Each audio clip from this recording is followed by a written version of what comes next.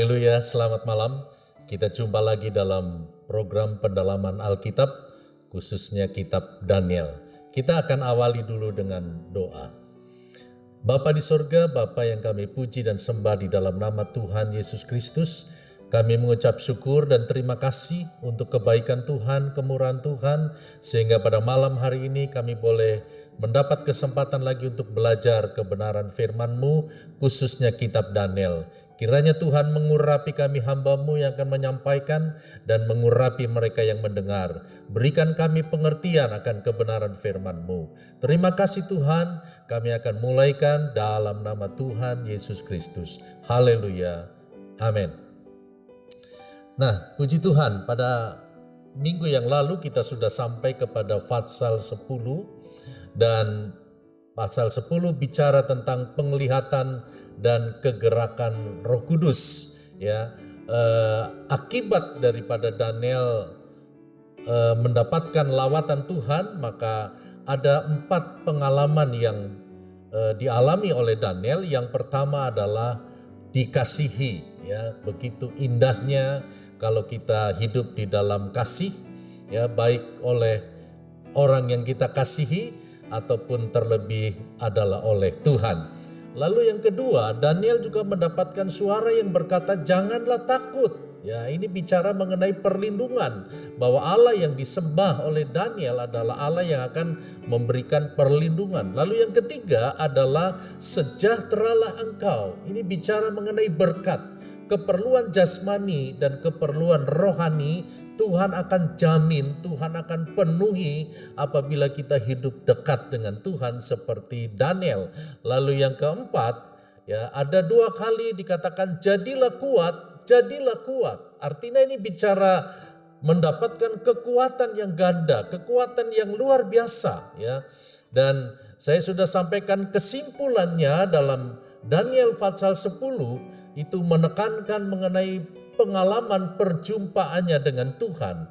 Artinya bahwa memang itu bicara tentang peperangan, tetapi Tuhan akan berperang ganti kita.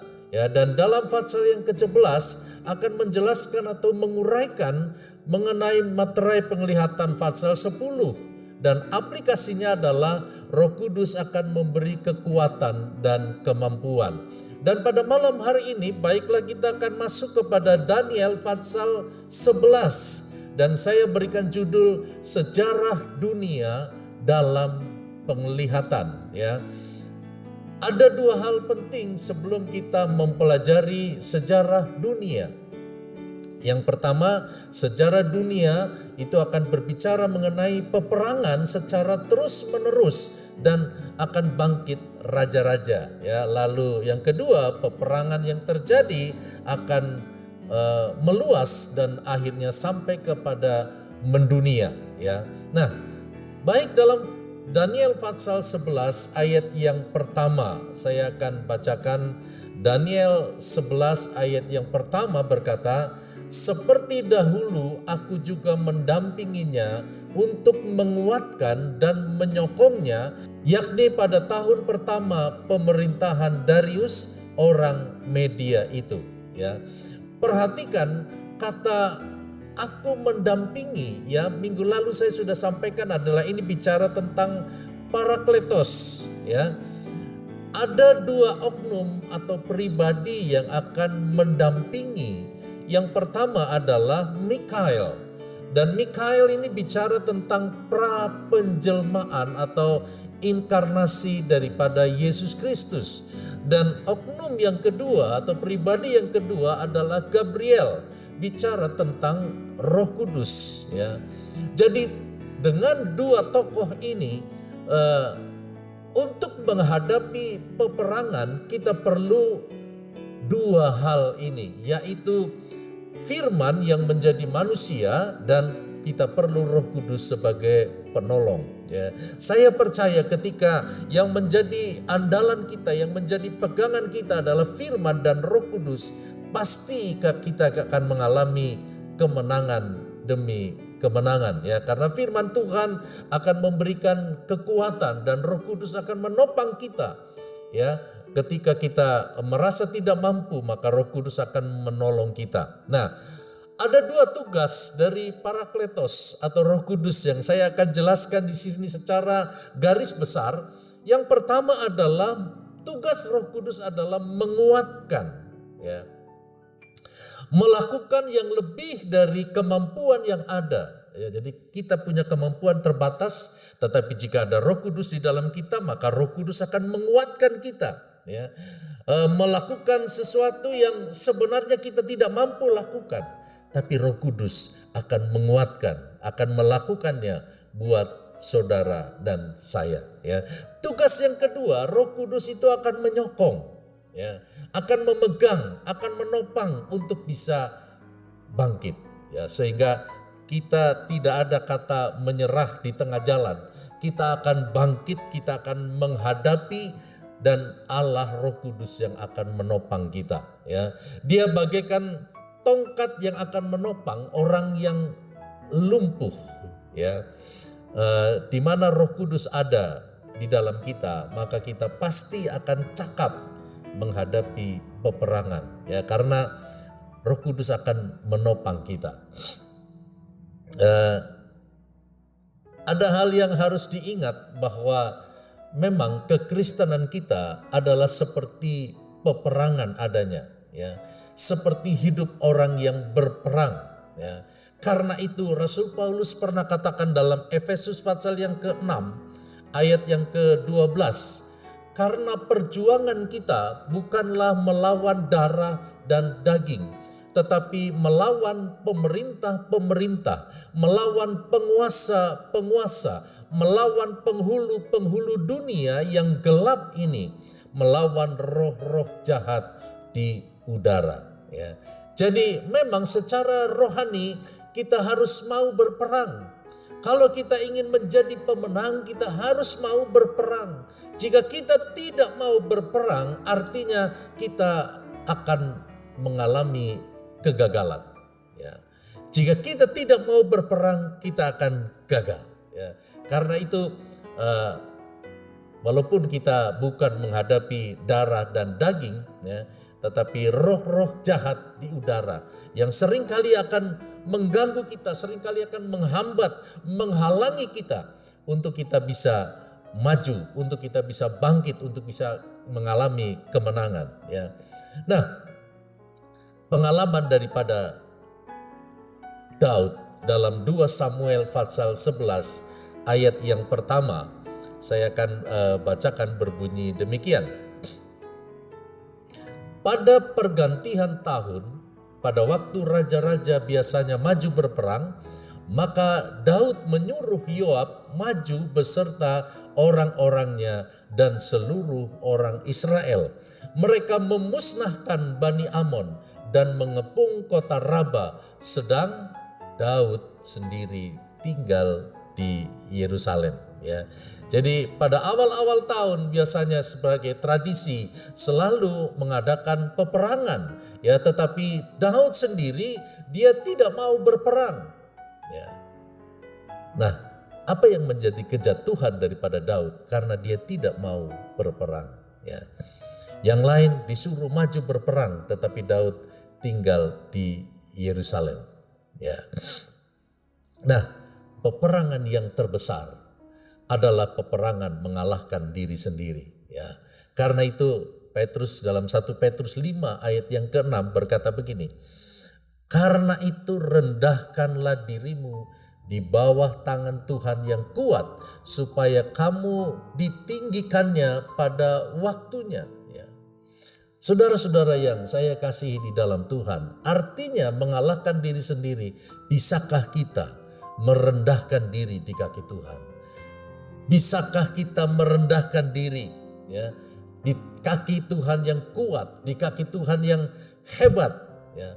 Karena jika kita mengandalkan kekuatan kita sendiri, kita tidak akan mungkin mampu mengalahkan tipu daya daripada si iblis. Ya, karena itu kita perlu merendahkan diri. Ya, kalahkanlah dirimu sendiri di hadapan Tuhan, maka engkau akan menjadi pemenang. Ya, puji Tuhan. Kita akan masuk kepada Daniel pasal 11 ayat yang kedua. Dalam Daniel pasal 11 ayat yang kedua berkata begini, oleh sebab itu aku akan memberitahukan kepadamu hal yang benar. Sesungguhnya 3 raja lagi akan muncul di negeri Persia, dan yang keempat akan mendapat kekayaan yang lebih besar dari mereka semua. Dan apabila ia telah menjadi kuat karena kekayaannya, ia akan berusaha sekuat-kuatnya untuk melawan kerajaan Yunani. Ya. Saudara-saudara, melalui ayat ini kita melihat bahwa Roh Kudus bekerja untuk menyatakan yang benar. Ya. Dikatakan, aku akan memberitahukan kepadamu hal yang benar. Artinya benar itu artinya akurat. Ya. Bahwa peristiwa-peristiwa yang dilihat dalam penglihatan itu pasti akan terjadi. Ya. Walaupun memang tidak ditulis secara tepat waktunya, tetapi itu akan terjadi. Karena kita tahu kalau bicara waktu itu adalah bukan milik kita, tetapi waktu itu adalah milik Tuhan. Tuhan yang akan mengatur, Tuhan akan menentukan segala waktu buat saudara dan saya. Ya. Jadi Roh Kudus dia akan berbicara hal yang benar, akan menyatakan hal yang benar, bicara mengenai kebenaran. Ya. Seperti ada tertulis di dalam Yohanes pasal yang ke-16 ayat yang ke-13. Tetapi apabila ia datang, yaitu Roh kebenaran, ia akan memimpin kamu ke dalam seluruh kebenaran. Sebab ia tidak akan berkata-kata dari dirinya sendiri, tetapi segala sesuatu yang didengarnya, itulah yang akan dikatakannya. Dan ia akan memberitakan kepadamu hal-hal yang akan datang. Ya, sangat luar biasa bahwa Roh Kudus kalau dia datang, dia disebut Roh kebenaran, akan memimpin kepada seluruh kebenaran. Ya, sehingga apa yang kita dengar adalah merupakan kebenaran. Apa yang kita katakan itu adalah kebenaran. Seperti Yesus berkata bahwa apa yang dikatakannya itu bukan dari dirinya sendiri. Ya, bukan dari dirinya sendiri. Nah, begitu juga kalau Roh Kudus ada dalam kehidupan kita, kita menyerahkan hidup kita ke dalam tangan Tuhan, maka Roh Kudus akan memimpin kita untuk mengatakan hal yang benar, untuk berperilaku yang benar. Ya. Nah, begitu juga di dalam Yohanes pasal 14 ayat yang ke-16, yaitu Roh kebenaran. Aku akan minta kepada Bapa dan ia akan memberikan kepadamu seorang penolong yang lain supaya ia menyertai kamu selama-lamanya. Yaitu Roh kebenaran, ayat 17. Yaitu Roh kebenaran, dunia tidak dapat menerima dia sebab dunia tidak melihat dia dan tidak mengenal dia. Tetapi kamu mengenal dia sebab ia menyertai kamu dan akan diam di dalam kamu. Ya, begitu luar biasa ya bahwa Daniel bisa dipakai Tuhan untuk dapat melihat perkara-perkara yang besar yang akan terjadi pada hari-hari akhir. Ya.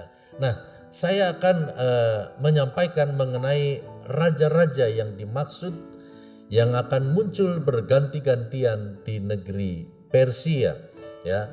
Dan ini merupakan nubuatan kurang lebih tahun 500-an, ya. Nah, yang pertama adalah Raja Kambises. Itu dari tahun 529 sampai 522 sebelum Masehi, ya.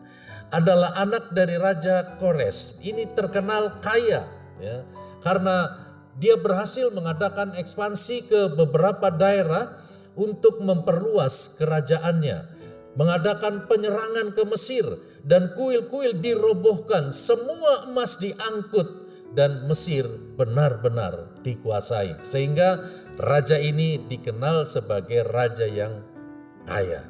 Ya. Lalu yang kedua adalah Raja Smerdis. Itu dari tahun 522 sampai 521 sebelum Masehi.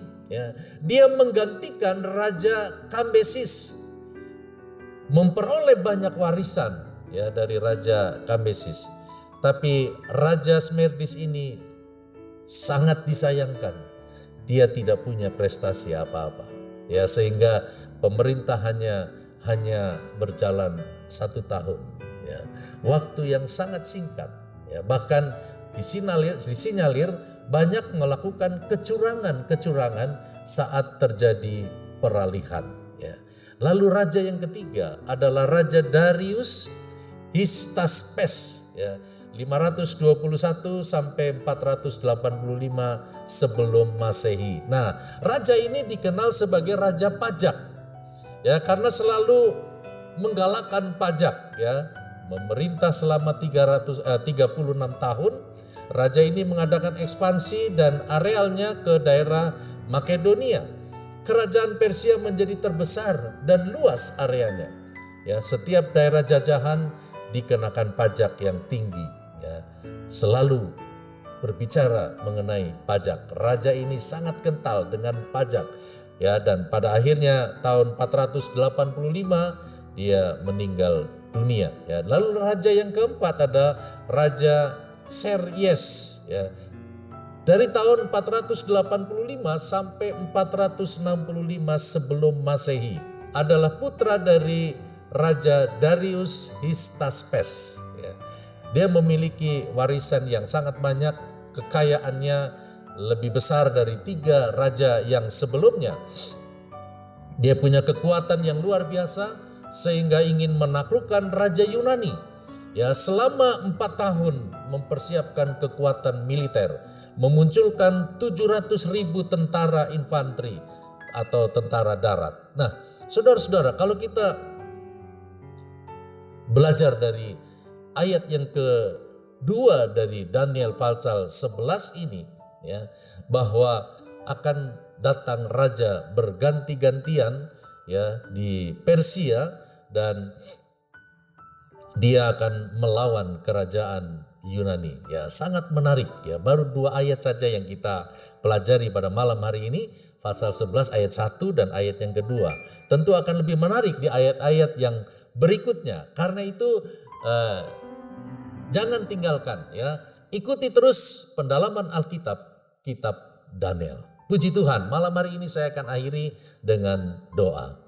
Bapa di sorga, kami bersyukur dan terima kasih atas pimpinan dan pengurapan Tuhan. Kami boleh menguraikan dengan hikmat Allah atas apa yang ditulis dalam kitab Daniel ini. Tuhan, kiranya Engkau sebagai Allah yang kami sembah, Engkau juga akan menguatkan kami, akan menolong kami seperti Engkau menolong Daniel. Sehingga kami boleh melihat, kami boleh mengerti apa yang Tuhan rencanakan di dalam setiap kehidupan kami sebagai orang-orang percaya. Satu hal Tuhan, bahwa di akhir zaman kami tahu akan ada banyak peperangan secara rohani, tetapi kalau Roh Kudus ada tinggal di dalam kami, Roh Kudus akan menolong kami, Roh Kudus akan menguatkan kami, Roh Kudus akan menopang kami akan kuat dan kami akan tampil menjadi pemenang. Terima kasih Tuhan, kami mengucap syukur buat malam hari ini. Tanamkan firman-Mu dalam hati kami dan hati sidang jemaat dan semua yang mendengar kebenaran ini. Dalam nama Tuhan Yesus Kristus kami akhiri pendalaman Alkitab malam hari ini. Haleluya. Amin. Tuhan Yesus memberkati kita semua.